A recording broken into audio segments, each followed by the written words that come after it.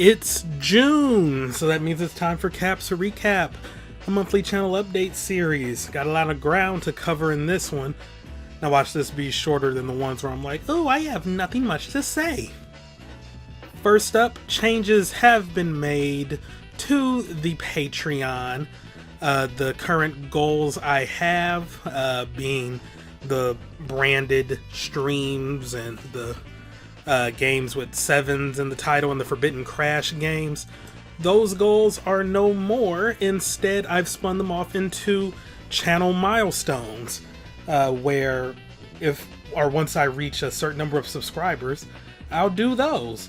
The current lineup for those is at 4,000 subscribers, I will do LPs of the Forbidden Crash and Spyro games, the GBA games, Crash of the Titans, Mind Over Mutants, etc. At 5,000 subscribers, I'll do a 12-hour stream. Woo! At 6,000 subscribers, I will do a branded game marathon stream, of games like Pepsi Man, Chex Quest, Yo Noid, that one Skittles retail game.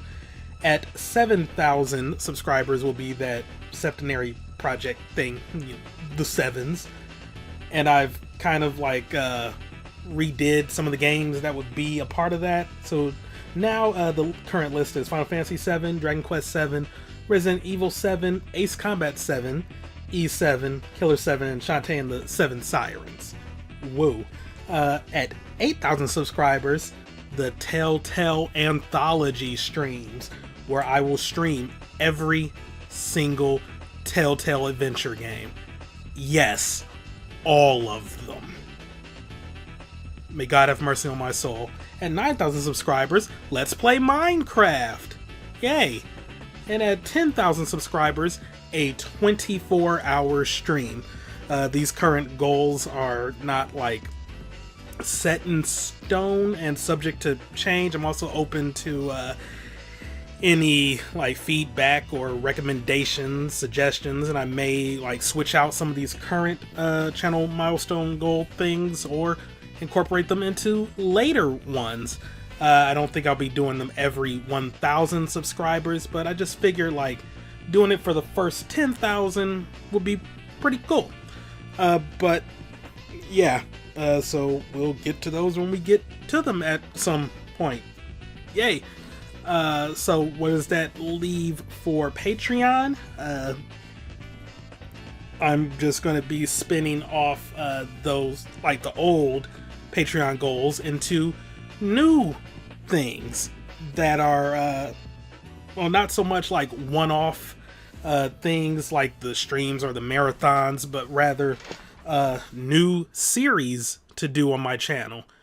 For example, Cooking with Cap, once we reach a certain number on Patreon, or regular podcast.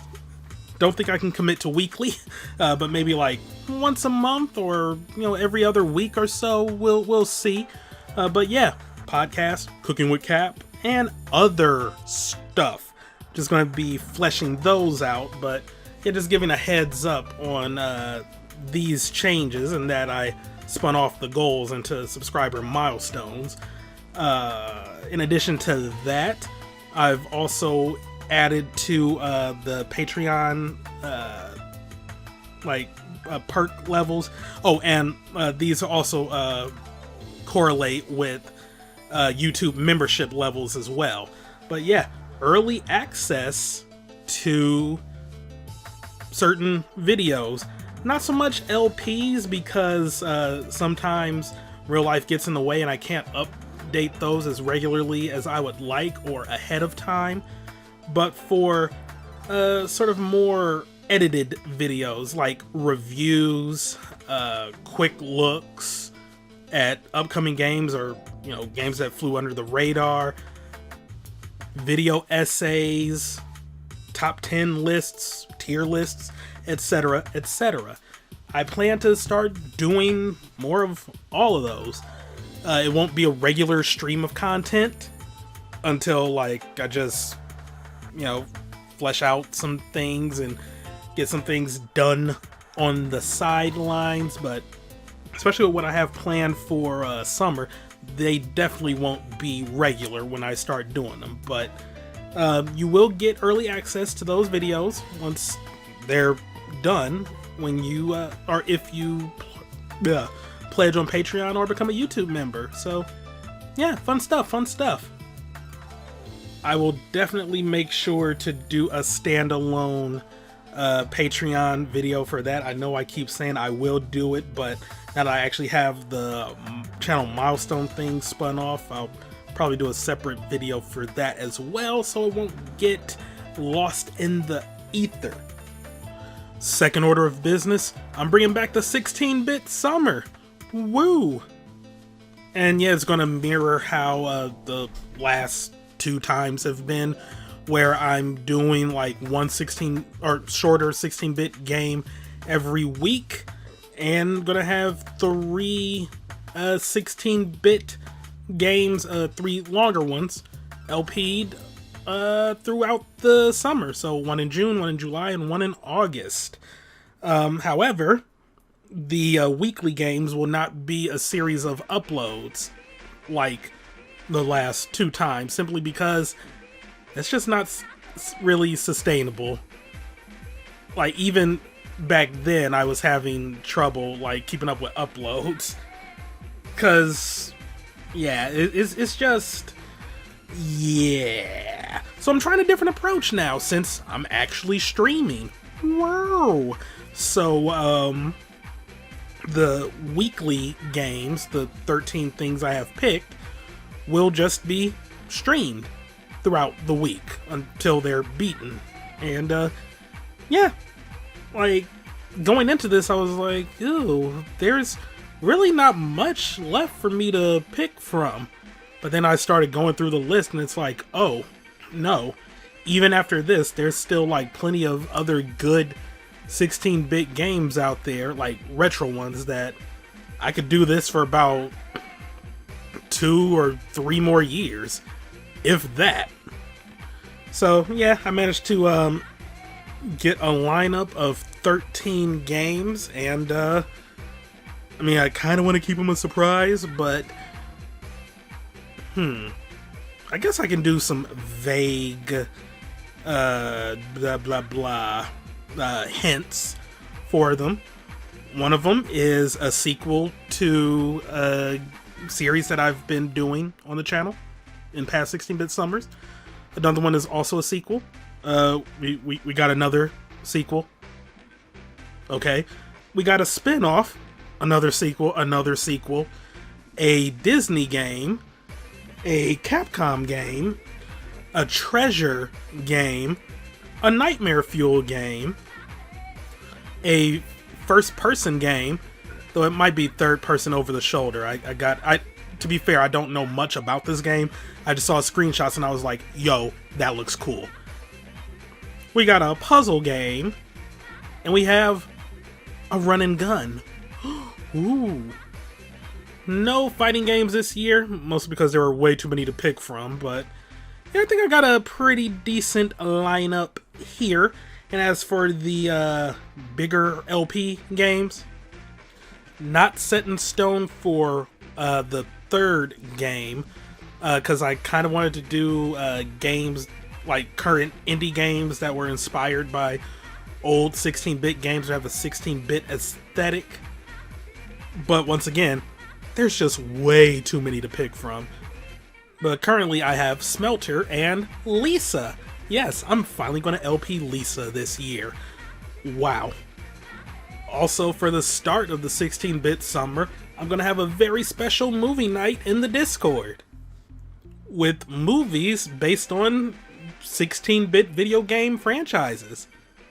Even though technically for one of them, well, 2 of them, they kind of existed in the 8-bit realm, but more people remember their 16-bit incarnations. Well, maybe not so much for one of them. One of them is the Mario Brothers movie. It's highly cursed. But the second movie is Sonic the Hedgehog. Wow! Though I've also learned that people like good movies, so maybe I might just remove Mario. But then it's like I don't really know what else to put in that spot.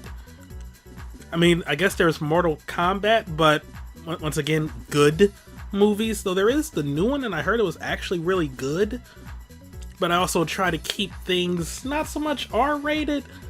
But at the same time, it's not like we have, you know, literal children in the Discord, so... we'll see. Though I could just say, screw it, and, like, have, I don't know, Detective Pikachu or the Professor Layton movie play the same day as Sonic. Yeah, they might not be from 16-bit franchises, but... oh well, I mean, they're still good movies, or at least I heard Detective Pikachu is okay. But yeah, I'm excited for the 16-bit summer this year. I cannot wait. Woo! I feel like I'm saying woo way too much. As for regular old uploads, the 16-bit summer games are going to take priority over the sort of like third slot for uploads. I'll still be doing Patreon, well, the patron / YouTube member selected playthroughs, as well as just stuff that I've, you know, been meaning to catch up on from past years of Wii U retrospectives and obscure / rare games. And starting next week, alongside the 16-bit summer official start, will be Fee, the Iron, the EA indie game. Can't wait to finally LP it so I can just stop butchering the pronunciation. And, you know, hyping it up on every single update. I feel like I've been teasing that for so long. Oh my god. What was my upload schedule? And then the rare game that I kind of meant to do last year. Finally going to start it up now. And what can I say except that it's an M-rated GameCube game. A first-party M-rated GameCube game. Granted, I kind of already LP'd, you know, one of them, so there's not really too many left that can fit that bill, if any. So, yeah, you can kind of see where I'm going with this one. Yeah. We'll see how recording goes with those, like if I'll go back to daily uploads for these, or if I will stick to alternating uploads, since both of these games are way shorter than 999 and Apollo Justice. I fully anticipate both of these games to wrap up before the end of June. So after Fee will be Halo Combat Evolved, which will probably also wrap up before the end of June, because that's not a particularly long game either. Fun, but not particularly long. So after that, it should be Rock of Ages 3. I kind of mapped out the order in which I was doing all the patron / YouTube member stuff, so yeah. And as for after this specific GameCube game, I'll be playing a game that, I mean, it has a Switch port, like a remastered Switch port. It originally came out on 3DS, but I don't know, I have some issues with the Switch port, because it was highly disappointing in one aspect, and I'd probably be better off just doing the 3DS version. Like, the biggest thing being that it removed the English dub that was present in the 3DS version. Let that one sink in. The 3DS had an English dub, while the Switch version does not. Though that was probably due to licensing issues, which fair enough, but it's still very disappointing, and like the publisher, y'all weren't really hurting for money, so y'all could have worked out some kind of deal. I'm just saying. So yeah, it might be like a downgrade in terms of visual fidelity, but that English dub is like too dang good to just be like forgotten. And I'm not one of those like, oh, subs over dubs or dubs over subs people. It's like, you know, I can get down with either or. I love Yakuza, and that's not dubbed. Besides, like, back when they initially tried to get the series localized. Oh, God, that dub.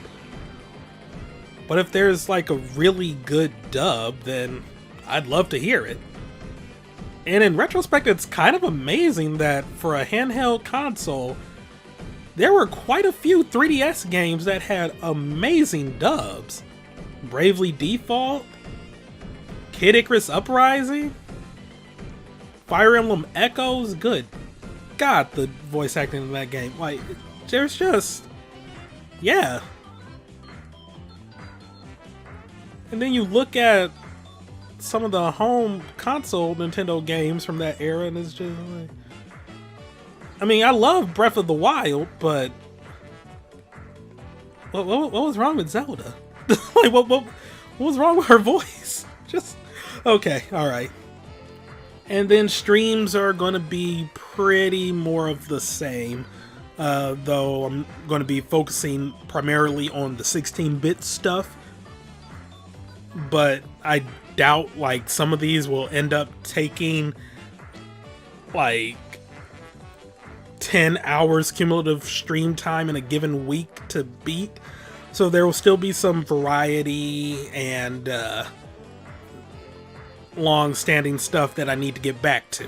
Which I need to get back to doing that. I guess I just got demotivated after Exit was a hot train wreck. So, but yeah, we'll be back to all of that and then some.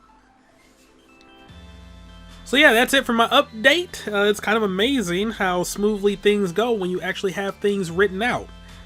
I might not have to edit much of this. Oh my god.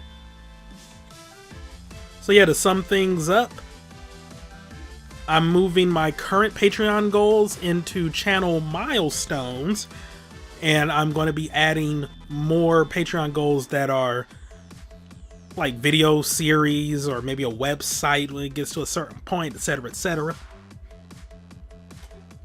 Bringing back the themed summers with the 16-bit summer part 3.